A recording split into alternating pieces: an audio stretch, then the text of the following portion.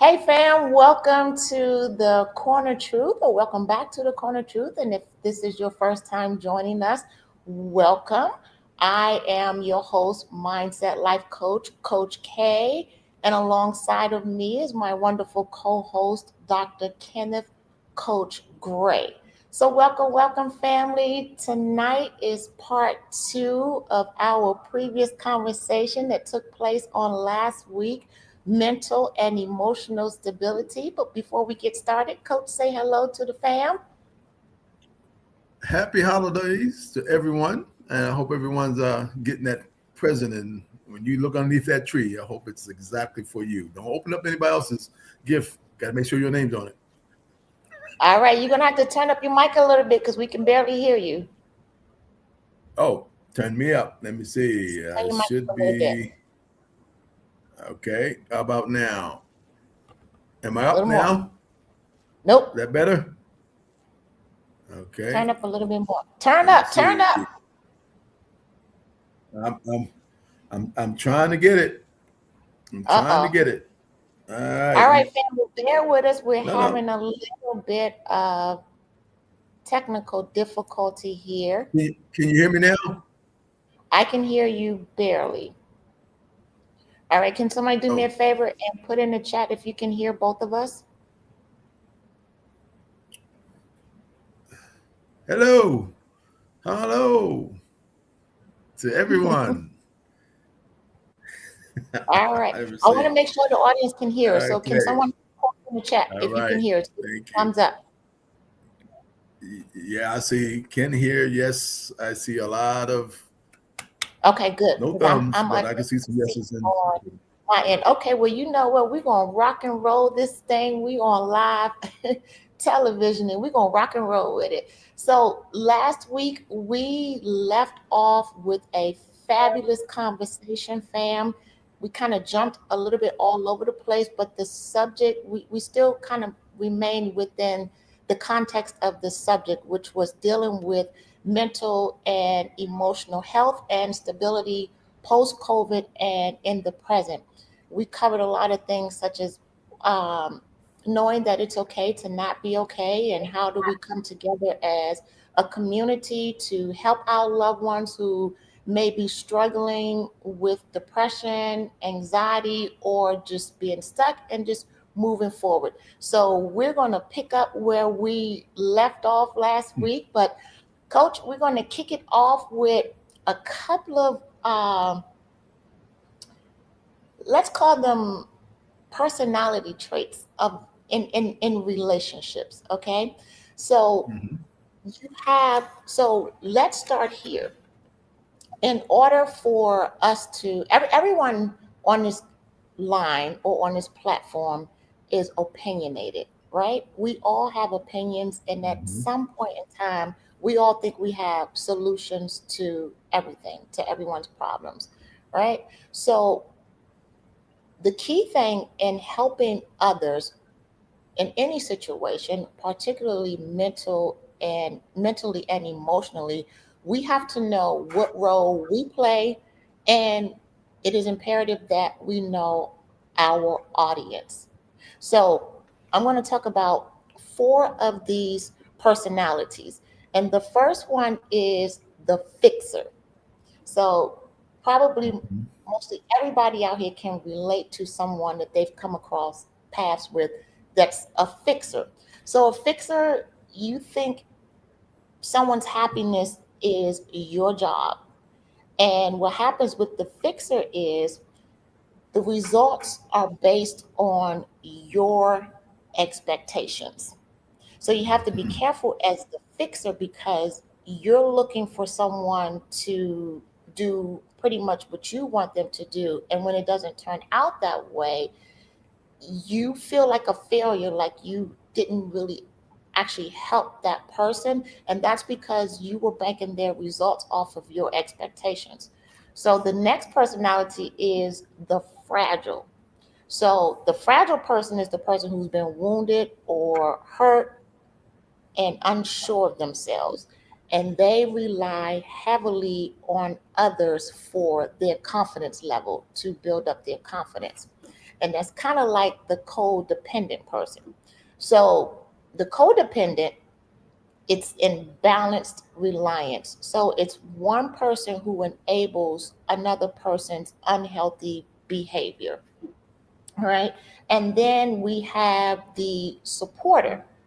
So the supporter is the person who prioritizes his purpose, and he or she encourages the person that they're in relationship with, be it intimate relationship, friendships, just relationships in general. They encourage those people to prioritize their purpose as well.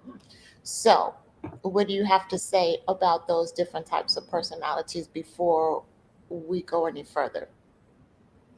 So run them down for me again. The fixer. Okay. So, all right. Mhm. And I'm sure somebody in the audience wants me to run them down as well. Not tell me But oh, when. I forgot the main thing, fam. The views here are our opinions. Some of them are based on research and our experience. So our views do not directly reflect the views of the legends from the past. So I always like to make that perfectly clear.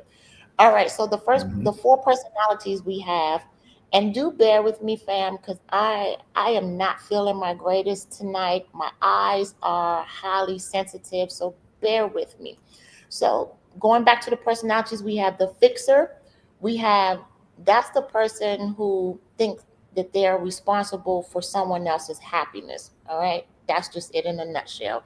And then we have the fragile. That person is either wounded, hurt, and unsure of themselves, and they rely heavily on someone else's ability to boost their confidence for them. Then you have the codependent, which is the imbalanced reliance, and it's one person enabling another person's unhealthy habits. And then you have the supporter. The supporter is the person who prioritizes their purpose, and they encourage people with whom they're in relationship to do the same. Right. Well, first off, before we get to those characteristics, most people have to understand if I met you at 20 years old, I had 20 years of being me before you met me. Okay. So therefore, I am who I am. You have to learn who I am. I have to teach you who I am. Right. But then our environment, we talked about this last week, we're sometimes a product of our environments. Right. And that environment, sometimes we generate these characteristics based off of our traumas in our past of the from 1 to 20. So if I'm not a confident individual and I find a young lady that thinks that she can fix me, it's because she's seeing something in me that she wants me to be or would like to be that man on her arm or in her life. But those things are not there. So maybe she will try to add these things and show me these things to her expectation, like you said before in the fixer, Okay. right? But remember, go ahead.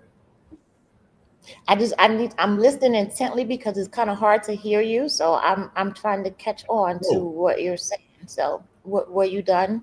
well, well, I can because that's the first one. Because I don't want to go into the others, but I'm done with Yeah, that no for worries now. at all. I just wanted to get your feedback on it so the audience could hear what your feedback was on it. So I just want the audience to know that there's absolutely nothing wrong with being a fixer.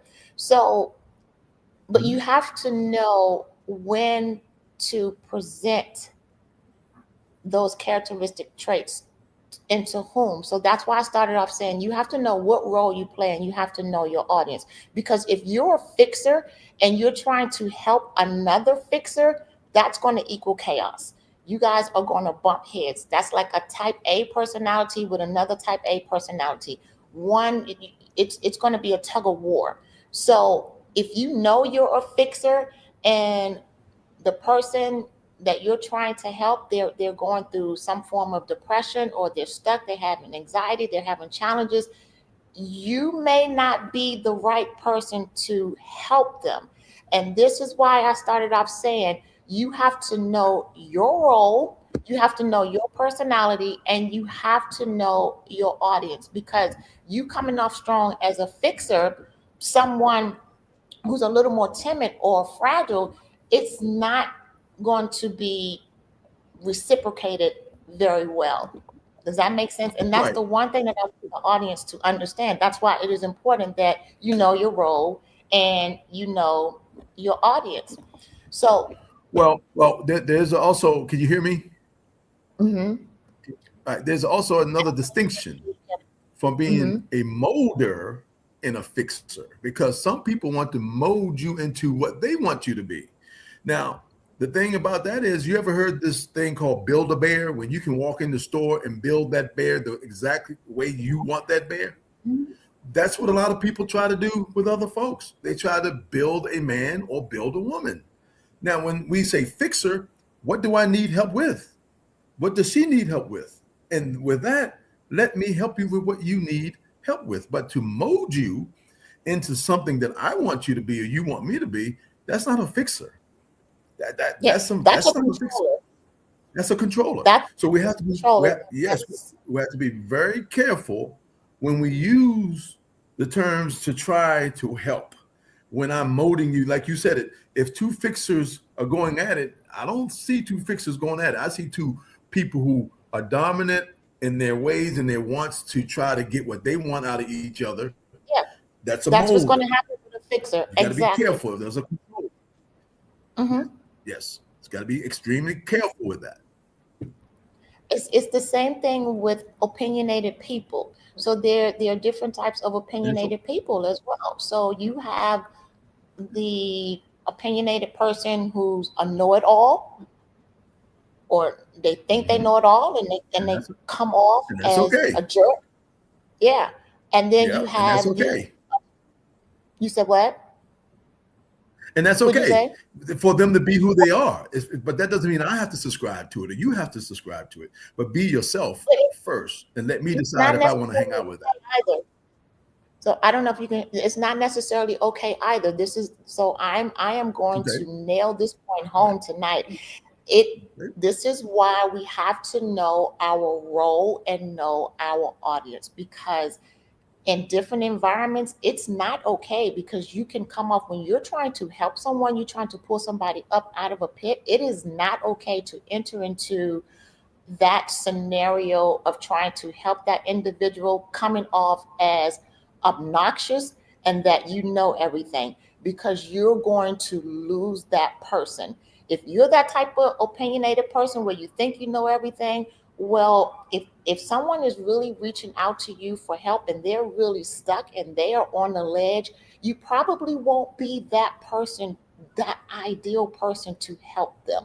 That's why, again, you have to know who you are, you have to know your role, and you have to know your audience. Those things matter when you're looking for a breakthrough and you're really earnestly trying to help someone out of a rut. And that is key. So, again, we have to know which angle to come from. And as we talked about last week, sometimes we have to pass the baton. We have to go and get someone else. Hey, this is beyond me. I, I don't think I can handle this. And that's when you go and grab someone else to pull in with you or say, hey, what type of advice do you have to offer me? How can I help this individual? Does that make sense? Yes, and what I mean by being okay, because that person's characteristic is he is already who he or she's already is. Now you have to find those things out. It takes time for you to find out that they are those type of people. But what I'm saying to you is, if I first met you and you didn't show me any of those characteristics, and I'll let you in my life, I'll let you in according to what you were feeding me. And if you change into this obnoxious individual and it wasn't there before, that's when we move away from folks. Okay. What I mean by that is, if I'm a narcissist and I don't show you that I'm a narcissist and I've lied to you, that means I'm lying to you. My true characteristic is to only get you in so I can now show you my true self, which a lot of people do. It's called manipulation. Okay. A lot of Oh, people absolutely. manipulate. Right. They manipulate to get what they want. Then the monsters and everybody comes out. My point is this. Okay. I want to vet you so well before I let you deeply into my world And you have to be truly yourself, because if you show me that before I let you in, I'm walking away. And or I should push you away, because I have to protect you too in a relationship. If I'm a true man to my word, if I feel I'm the wrong person for you, I have to let you know that. And I've done that many times. I'm the wrong person for you. So we got to be So very careful. this is not just intimate relationships. So we're talking about relationships clear Mhm. across the board. So I want to make sure that we, kind of stay on target with that. So it Mhm. can be an intimate relationship or it can just be a friendship. So the point of the matter is, how, like we talked last week, how do we help those who are stuck? How do we come together as a community to help those who are struggling with mental illness? Now, one of the things I So, do want to say is that, and I don't want to be insensitive to anyone. There are some people who need a little bit of help.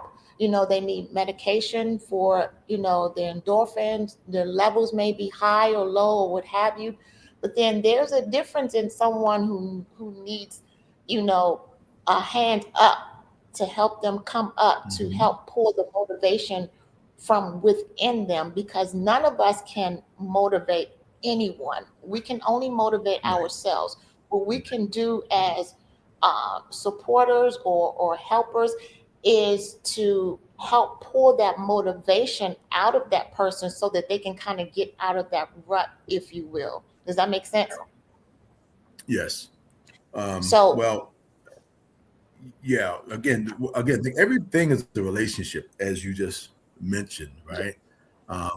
So, again, as a friend, I could try to fix my friend. I could try. You're right. So when we're talking about, what is a fixer and so on tonight, so we want to be very clear on our first topic, right? So I just want people to understand that a fixer can be misconstrued to some degree.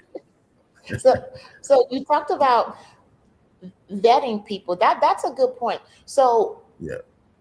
there, I don't know if we talked about it on the last show, but we have talked about it before.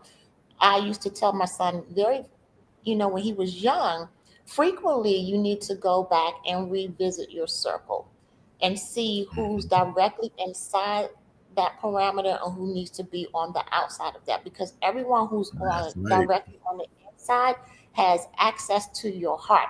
And because Uh-huh. you are friends with someone doesn't mean that every friend deserves direct access to your heart. They belong on the Right. outside of that perimeter. And so Mhm. we have to constantly revisit our circle and see who's in there. Um, we also want to make sure that it's just not a transactional type thing. Mhm. I get Mhm. from you, or we're taking all the time, and it's not a balance. We want to make sure that Right. there is a balance. So Right. that being said, it is important that we vet individuals who come into our That's right. lives. You Yeah. Yeah. that's part of establishing boundaries. That's part of protecting our heart, our peace, Yeah. Absolutely. our mental health, if you will. So I don't know if you can see the comments there. I am unable to see comments on my side. So if the Um, viewers are asking questions, please not, know not, I am unable to yeah. see them at the moment. Yeah. I don't see any. Just some folks loving our host, or our the man behind the scenes. Mr. Wallace, the superstar. You know, I don't see many questions, or anything at the moment. All right. So one of the reasons why we wanted to do a part two is because we are upon the holiday season, and during this time of year, you find a lot of people who go through depression because they're missing loved ones, or they feel like they're inadequate, or they can't provide for their loved ones, or all sorts of reasons. This is the time of year we see a lot of fires, homes being lost. There's a lot of loss during this season. And so I really wanted to piggyback off of last week's conversation to kind of offer the viewers some tips in how to navigate through this holiday season. you know, Mhm. so one of the things that I wanted to talk about is how we as human beings we cycle through 6 layers of emotions, right? And we go through when we're hurt, when we're depressed, when we have anxiety, when we're angry. We go through, all of us go through these 6 layers of emotion, and they are anger, you have pain, you have fear, you have regret, and you have desire. And at the Mhm. top of that list is love and appreciation. That is the Mhm. point that everybody wants to get to, is the love and Mhm. appreciation piece. Mhm. So, but before we can get there, it's like an onion. We have to peel Layers. back, That's right. and that's why you will always hear me say that when I'm going through something, it is imperative for me as well as everyone else that you address the emotions that you are feeling or that you are going through at the moment. You may not be able Mhm. to explain to anyone exactly what's wrong with you, but you can identify the emotion that you're feeling. If it's anger, address it. If it's Right. pain, address it. Whatever that emotion is, address it. And that's a part of peeling back the layers so that you can get to your top desire. And that is the love and appreciation piece. Right? Yeah. All right. What do you have to say about that? Mhm. Well, again, we also have to, when we get to these places of boundaries, we have to look at ourselves first, and we have to do the self examination of who we are. Sometimes we know we're angry. For what reason? Sometimes we know we're passive aggressive. For what reason? Sometimes we know that it's hard to express myself. We know that before we meet other people as well. So when you engage with folks, and then you become someone who's a, you say, um, attached, or what is it? They use that word clingy, right? Because you need that that sense of love, appreciation. Some people seek it because that's what they received when they were younger, part of the layers of the onion, and some has never experienced it and seeking just to feel what love and appreciation feels. So self-examination and assessment is probably really good first, and then we figure out, how we meet our friends. Because I know with me, when I made friends of interest. Who was I interested in? What did they do that would allow me to hang out with them or do what they're doing? If I didn't like it, I stayed away from them. So I think we assess a lot and we want a lot, and sometimes we don't know how to express these things a lot, you know. So you mentioned earlier about being a product of your environment. Environment. I Yeah. think I want to talk about that. So being, when we say people are who they are, it's not necessarily who they are. It's who they have become Sure. because of their environments. So I Environment. hear people Absolutely. say, don't judge me, or this is just who I am. And Right. no, that is not who you are. That is who you have become based on your environments. So it could be what you would, some things that you were just mentioning, how we were raised by our parents, um, Hmm. And harmful lack of sometimes or parents lack are not of present. Yeah.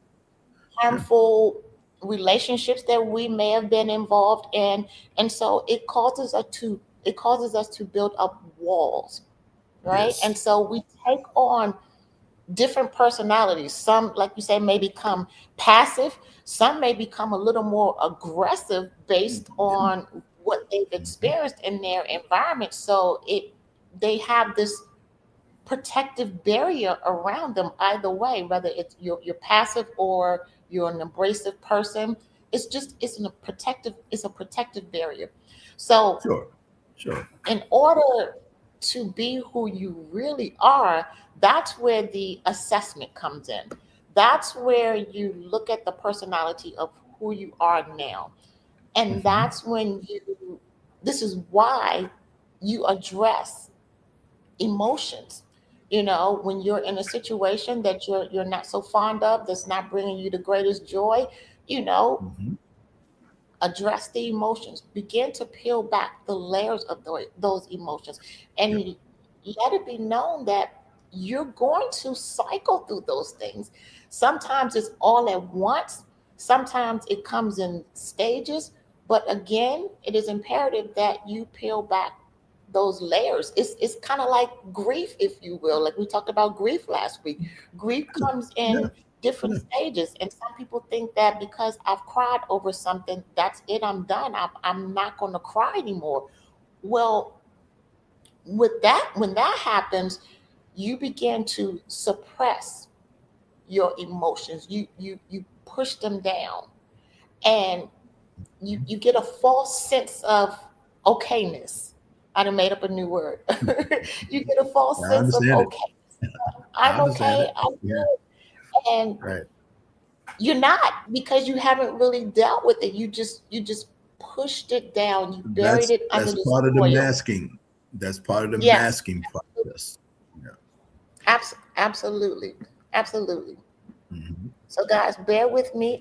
I sound like I'm losing my voice a bit, but all right. So here's the thing. I want to read a quote to you. Not only do people have a hard time understanding their emotions, they can't control them when they do understand to change the negative experience until the emotion is addressed. And that's why I say we must address every emotion that we're feeling. Now, that doesn't mean Hmm. that we go out here and we are reactive to everything that someone says to us. No, that would be being foolish, because we should give thought to what's going to proceed out of our mouths. Because again, we have to be mindful of the recipient. And then, is this something that's going to benefit us in the end? um, Right. how is it helpful all the way around? So, Hmm. excuse me, I am so sorry.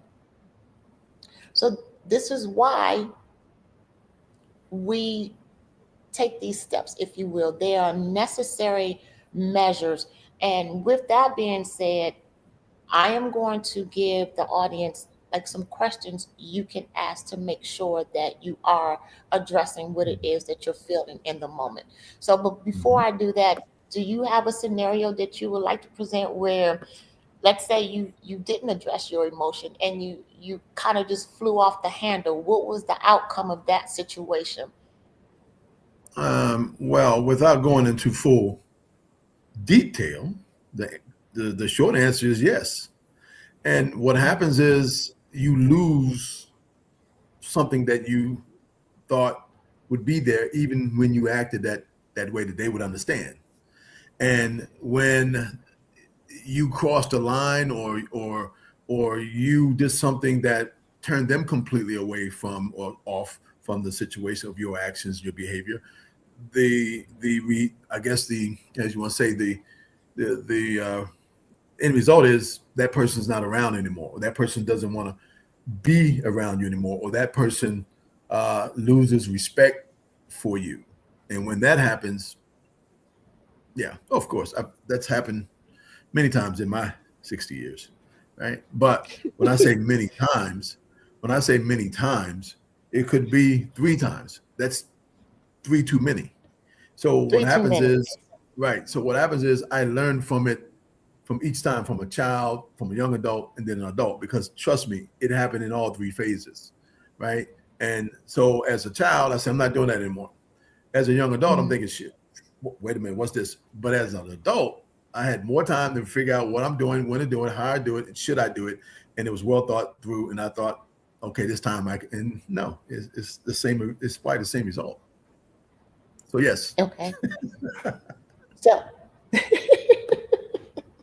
so, all right, coming back. So, very quickly, the essence of addressing your emotion is to change the thoughts about the emotions, right?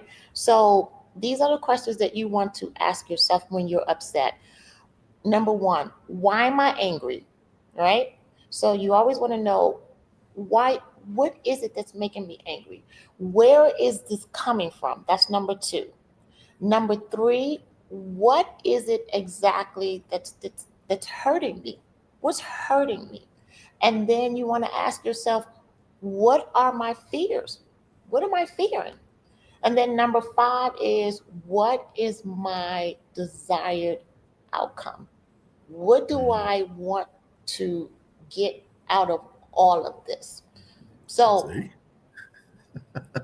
it's kind of you're going on an investigative journey for Right. yourself, because again, like I said, with those questions, it shows how you cycle through those six layers of emotion.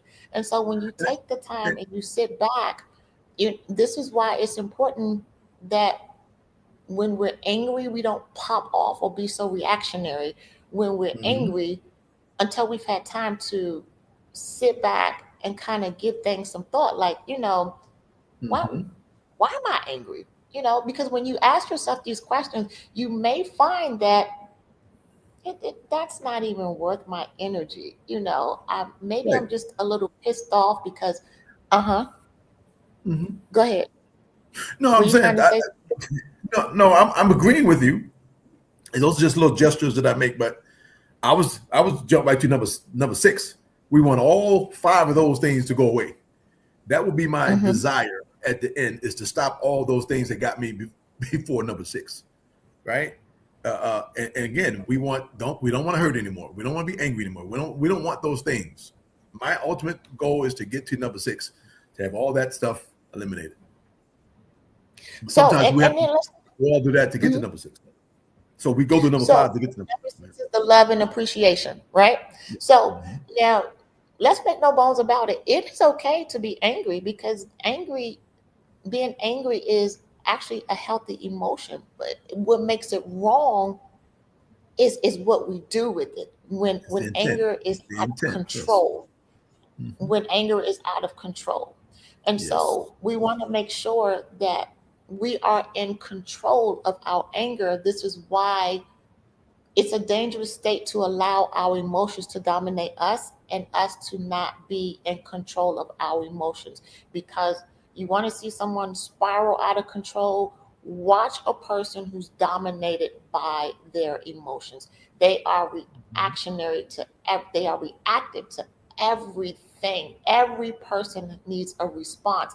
And Mhm. it just shows lack of discipline. It just shows that there's a little bit more maturing that needs to be done, and we've all have done that at one point of our lives, had popped off and hey, regretted it or maybe not regretted it. But when you're able to not be so reactive to every situation, it shows great discipline. It shows that you are maturing in the area of dominating your own emotions versus your emotions dominating you. Yeah. Yeah. Yeah. I agree. So what I do you have agree. to say about that? No, I agree what you're saying. I mean, it's really about being mature and allowing yourself to have time to think about the situation. And a lot of times we don't think, we react. Okay. And that's what gets us in trouble. It's the reaction without the thinking. Right. And some people, who apologize later. Well, the damage is already done. Right. So yeah, I think it's more restraint, more discipline, and just assessing the situation to see where your anger. You can be mad, like you said, but when that anger, the results, your intent is not good, not a good outcome. So it's something we have to be very careful with. So we good gracious, we run out of time so fast. So a few things that I want the audience to know tonight is that you are extremely valuable. Whether you are a man or a woman, you are valuable because of the mere fact that you are a human being. And we don't always have to understand what the next person is going through, nor do we always have to offer explanations. We want to make ourselves relatable, and how we relate is understanding that each one of us we are human. We have Human. flaws. We may fall down. And yes, we may be an adult, but there are times when adults need someone to come along and say, hey, I got your back, or, I'm here to support you. I prioritize my purpose, and I'm here to encourage you to prioritize yours. And so Mhm. these are healthy things that we can do to help those who need a little more intervention in that area, who may be struggling with the anxiety or being stuck, like I mentioned last week that I was. For months, I was in a stuck position. I was addressing my emotions, but I could not tell you specifically what was going on with me and why I felt like I was in such a dark place, Right. until I Right. had the epiphany, that for me, it was, I didn't take the time to grieve the Right. losses that I had Right. experienced. I was putting band-aids on those things. Right. So Right. again, I want to encourage our viewers, let's not put band-aids on things, because Hmm. that makes things 10 times worse. You walk around, you think you're good, and you're really not. And then you get into a relationship or something happens. And then what happens is it's like the bricks are just piling up and piling up and piling up. And then everything is going to come crashing down. Trust Right. me and believe me, it's going to happen because you have not cut that thing at the core or cut it at its root and pulled it up. You just put a band-aid on it. So this Right. is why we may be masterful in some areas of our lives, and there are still other areas that need more nurturing, more growth, more self-assessment, in order for us to get to that healthy mindset that we truly want to achieve. And I'm going to pause right there and let you have a say. No, and again, when you said what you were going through, the epiphany, you got to that point where that snapped you to a place where you are now, that you knew you needed help. Did anyone, my question to you, did anyone see, notice that you were different and they addressed it and they told you about it? Did anyone come to you, or this was something that it happened on your own and on your own timing? Because sometimes some people are not as strong as making it to the epiphany, if you understand. Yeah. Okay, so And, that's and my question to you. I like that you said that some people are not as strong to make it to the epiphany. And this is why we're having these types of conversations, because we want people to get to that point. We don't want you to give up. We don't want anyone to be Right, feel like they're on a ledge by themselves. We want to be able to throw right, lifelines, just offer suggestions and things that you can do. As we mentioned last week, neither of us are doctors, but we do have experience and we have certifications, and we've been through tons of training to be able to offer suggestions that are going to help individuals. And at the end of the day, again, as we always say, you don't have to be completely together to help someone else, because where you're lacking in one area, someone else can come up and pick up the pieces, or right, and help to carry you until you get to where it is that you're trying to go to. Because in right. life, I remember um, my pastor once said, uh, everyone needs directions. Mhm. Everyone needs directions to get to their next journey. We Sure, don't have it all sure. together. So GPS. I want to paraphrase how he put it. If I needed to come to your house and I've never been there, I'm on a journey to get to your house. I need you to provide me with directions. I need assistance from you to help me to get there. And this is how we are as human beings, even as adults. Sometimes we need Sure. assistance to get to that next journey. It doesn't mean that there's anything wrong with you. Um, it doesn't mean that you're lacking. Well, even if you are lacking, there's nothing wrong with lacking. So on that journey, we want you to gain the things that you are lacking, so that you will be Hmm. better equipped to Hmm. pull someone else, pick someone else up on that Hmm. journey. The more people we gather on this journey to mental wholeness, the better it is for all of us. But it's that piece of coming together and, not being so fixated on that self-preservation, because that self-preservation is what desensitizes us against the next person. And Right. I'm So, starting to lose. well, again, I want to kind of give an example of the mental health and just needing help, right? There's a trait in there. We talked about folks who had the characteristic of being angry, aggressive, overbearing, right? I'll give you a personal story. Okay. My sister-in-law, it was her behavior of who she was and who she is that saved her life, literally. Because at work, she had this pattern and she never missed. She never missed work. She was always on time. And there was nothing that, wait a minute. And when she wasn't there, they sent people out looking for her, even Mm-hmm. past even her house. But can you imagine if I was a butthead, a a-hole, a person that you can't stand? You're not going to send nobody out. I'm late every day. You're not going to send anybody out looking for me on my behalf. So our behavior matters for other people to see my behavior, to want to help me or even stay away from me, because I have a choice in the matter too, to keep people in my life or run people out of my life based off of who I am as an individual, right? So that's what I'm saying is, I think mental health, from the COVID side to what was already there, the environmental, all of it links at the end of the day. So who has the greatest responsibility of all? Self. Yeah. We do. So For you to like me, I mm-hmm. got to give you something to like.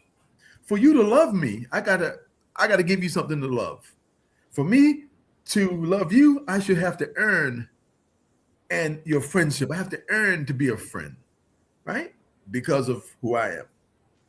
Those things matter. What did you said, wait a minute, hold on, back up. You said, for you to love me, I have to give you something to To love. love. Yeah, Mm. absolutely. I, I, I Love kind of is earned. You got to earn, you got to earn it, right? I mean, I can love you, I can show love to you, of respect, whatever you want to call it, but we're talking about on a thing. Now, if I just met you and you just walk past me, my job is to say hello to you and all that. That's not love. That's just me being taught manners. And that's just addressing you in a nice way. But if I'm in your world, if I'm in your life, right? To love you, I got to give you something that you want to love about okay. me. This is where we're gonna differ. Okay. You And said that's okay. love is earned. I would say respect is earned more so than love, because Of course. again, love is Especially so. from a man's point. Yeah. If I choose to love you, there's nothing you can do to earn my love. It's a gift. So love is not Okay. earned, it is a gift. Respect is earned. That's Okay. something that is earned. Love is something that you choose. I choose to love you, or you choose to love me. Again, like I Right. And said, many people that's use the that's word right. love confused, think it's based on a feeling. So in a marriage, let's say you're in a marriage and you get all these feelings, these butterflies, and you think that's all love. No, you are making a choice. You are making a decision. Hey, I choose to love you when you're not at your best. I choose to love you when you don't look your best. This is my choice. I choose to stay with you when things are high and when things are low. That's what love looks like. It doesn't look like that I have to work for it, that I have to earn it. That's what respect does. Now, there's a difference between the love and the respect aspect of it, but no one should ever have to earn your love if it's something that's genuine and it's something that it's a gift. Now, I'm getting on my little preachy part right now, and it's No, some no, for no. some of I my yeah. believers that's what No, we didn't I have to think earn. He yeah, came. I We think what didn't. you We were a yeah, I think what you mess. said. Yeah, I think you said is proper. All the things that Mm-hmm. you ran down is proper. But here's the thing: and for me to stay, to get to those points. You've already earned that for me to stay because I've loved you there and I respected you there for me to want to continue even when you're not at your best. I've already checked those boxes off. That's the reason why I choose to stay, because you've already checked those boxes off. That's So, what I'm. oh, I'm glad you said check those boxes off very quickly, because I was going to mention about, when you were talking about the story of checking on your sister. I know we're running out of time, so I'm trying to connect the dots very quickly. When we checking on people to make sure they're okay, because you mentioned patterns, right? So had it not been for a pattern, your sister may not have still been here. But right. we also want to make sure that we just don't say, hey, I'm calling just as a checklist. I called today, but you really didn't do a deep dive. You may say, well, I talked to Coach Gray today. He sounded okay to me, when you was only on the phone with him for like 30 seconds. So that's just check. I called, check. Like that makes me a greater human being because I did my due diligence today. I did my check mark. We don't want to show up in people's lives as just a check mark or a checklist. We want to show up as caring individuals to really show that we do care. And speaking of patterns, those are things that we should pay attention to. If we are close with someone, husband, wives, children, friends, pay attention to patterns. For me, a sure sign for me to know that something is off with me is for you to walk in my household and it's in disarray. That is a sure tell sign that something is not right with Coach K. And that's why we have to know the people. We do deeper dives to get to know them, and do pay attention to changes that are occurring, and don't just brush it off or sweep it under the rug. And very quickly, because we're getting ready to get out of here, I wanted to mention that this coming Wednesday, I would love for you guys to join the Legends Holiday Party kicking off at 8 o'clock if you are available. It's going to be a night of great fun and joy and conversation. And as always, we tend to run out of time when we're just getting down to the nitty-gritty of the things that we've been trying to wrap up. But again, people, we don't want you to be in anything toxic. We don't want you to be toxic to yourself. Toxic is anything that's harmful to your emotional well-being, to your physical well-being, and to your mental well-being. If you have the capacity to stick around and help those who are struggling, that they have anxiety, they have depression, or they're just in a bit of a rut, think about the things that you can do to help them. Think about, things that you can lead them to, other resources. Are there other resources that you can go and get for them to present to them to talk them off the ledge, if you will? At the end of the day, we want everyone to know that you are very valuable. Never be ashamed of what it is that you are going through, because beautiful things grow out of the dirt. So who cares if it's dirt? Who cares? Don't focus on people's opinions of you, because when I look at the dirt and I see some of the beautiful things that come out of it, I see the trees, I see the flowers, I see fruit, I see beauty. So see yourself as beauty. Never be ashamed, and don't have any regrets of what it is that you went through, because it helped to make you the person that you are today. And be mindful that you are still growing. I love you guys. I hope it's something that you got out of tonight's podcast. I do ask for your forgiveness for my stagnation, my stuttering, but as I mentioned earlier, I am not feeling my greatest. But I do thank you for joining and sticking around. I am Coach K, and this is my co-host, Coach Gray. And fam, we are out until the new year. See ya.